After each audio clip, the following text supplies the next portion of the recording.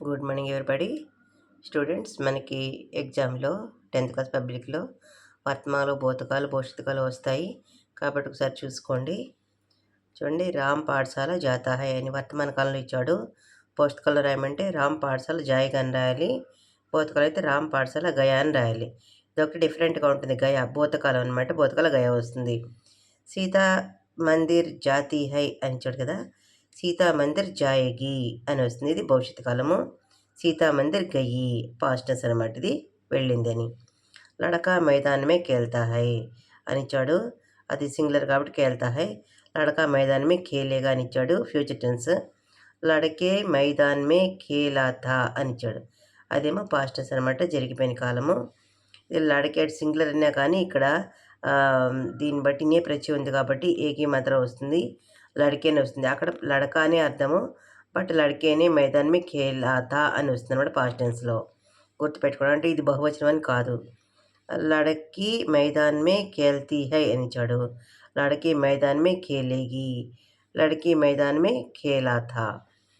My Pustak పढ़ता हूँ, my Pustak పడూంగా, my Pustak పడి, మైనే పుస్తక్ పడి, నే ఉంది చూడండి. హమ్ పరీక్ష లిఖతే హై అని ఇచ్చాడు, హమ్ పరీక్ష లిఖేంగే అని ఇచ్చాడు, హమ్ పరీక్ష లిఖి అని ఇచ్చాడు. యహ తో కోయి యాన్ హై, యహ తో కోయి యాన్ హోగా, ఇది భవిష్యత్ కాలము. యహ తో కోయి యాన్ థా, ఇది పాస్ట్ టెన్స్ భూతకాలం. హమ్ మీటే యాదో మే ఉల్జ్ రహతే హై అని ఇచ్చాడు కదా, హమ్ వచ్చినప్పుడు హైకి బిందు వస్తుంది. హమ్ మీటే యాద్ మే ఉల్జ్ రహేంగే, ఇది భవిష్యత్ కాలము. హమ్ మీటే యాదం మే ఉల్జ్ రహే థే, ఇది థాతే తీలు వస్తాయి భూతకాలంలో. గోపాల్ మిఠాయి ఖాతా హై అని ఇచ్చాడు, హై వర్తమాన కాలము. గోపాల్ మిఠాయి ఖాయేగా అని ఇచ్చాడు, భవిష్యత్ కాలము. గోపాల్ని మిఠాయి ఖాయి అని ఇచ్చాడు, ఇదేమో భూతకాలం అన్నమాట, పాస్ట్ టెన్స్. గావ్ సే మేళా చల్తా హై అని ఇచ్చాడు, వర్తమాన కాలము. గావ్ సే మేళా చలేగా అని ఇచ్చాడు, భవిష్యత్ కాలము. గావ్ సే మేళా చలా అని ఇచ్చాడు, భూతకాలం అనమాట. ఒకసారి క్రియాపదం అబ్జర్వ్ చేయండి. ఇక్కడ అన్నింటిలోనూ కూడా హై ఉంది చూడండి, వర్తమాన కాలం అంటే సింపుల్గా మనం గుర్తుపెట్టుకునేందుకు చివరిన హై ఉంటే వర్తమాన కాలం అని సింపుల్గా గుర్తుపెట్టుకోండి.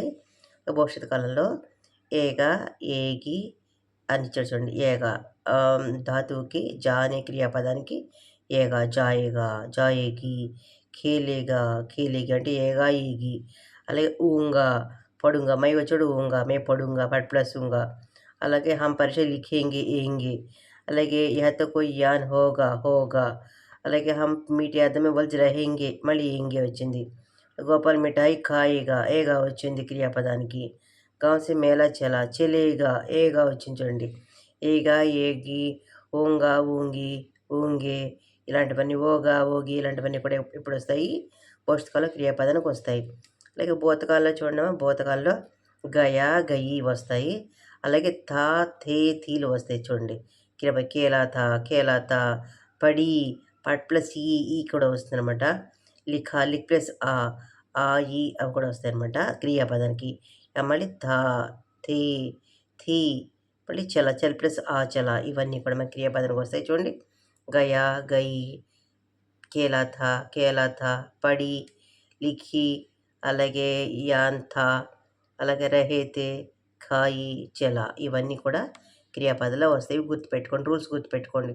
భూతకాలము, భవిష్యత్తు కాలము, వర్తమాన కాలము. వర్తమాన కాలంలో హై వచ్చింది, భూతకాలంలో ఏగా, ఏగి, ఓగా, ఓగి, ఉంగా, ఉంగి ఇవి వచ్చాయి. అలాగే భూతకాలంలో పాస్ట్ టెన్స్లో గయా, గయి, థా, థే, తీలు వచ్చాయి. ఇవి ఈ రోజు గుర్తుపెట్టుకోండి, జాగ్రత్తగా మార్క్స్ తెచ్చుకోండి.